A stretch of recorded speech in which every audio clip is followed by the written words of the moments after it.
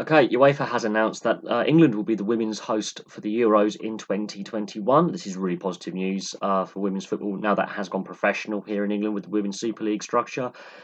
We've got, all these young players coming through. Fran Kirby's one of the best players in the world as a striker.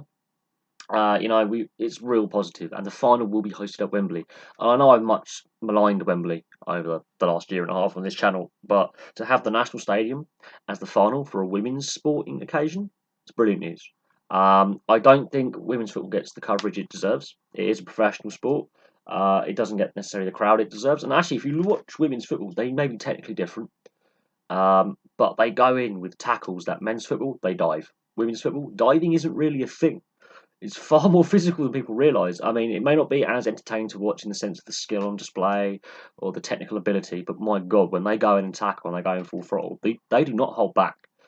And yes, obviously, the women's game is less developed. There is less fans, there is less players, but it is growing, and this is the best way to grow it is to host a tournament. And England have had a very up and down, I would say, 12 for 13 months since Mark Sampson was sacked and Eni Aluko's, bullying, racism scandal happened last year. Phil Neville, he's been, under the spotlight. He's occasionally been criticised for some of his comments and some of his decisions, but hey, he's doing real good things with this women's side. They are developing, they are getting better, and they've qualified for the World Cup in France next year. And this is, another step on the stone to being one of the world's best teams. The USA and the Germans and the Swedes and in fact the Scandinavian nations, Germany and the USA and even Canada, have got better women's structures in place for international football and women's football. They are the powerhouses, so to speak, of the women's game. And they've been more successful because they put more funding into the women's game. Their clubs are more successful in Europe, or there's been professional leagues in America before, so they've led the way. And I think England are catching up, and Great Britain are catching up. But to have this tournament is really positive news. And women's football doesn't necessarily get the coverage it deserves. Yes, it is. If you look at it in the sporting sense of things, it is a minor sport compared to some of the other professional sports in this country. But it is vital that we get not just young boys, but young girls and women interested in sport as well. There is a health crisis, there is an obesity crisis, and if this can do something to help alleviate that, then more the merrier. The more coverage the sport gets, the more investment it'll get, the better it'll get.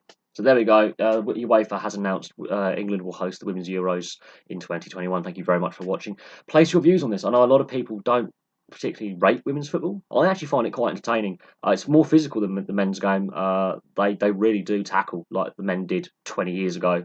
If they did those tackles in the men's game, there are many red cards. The women don't hold back.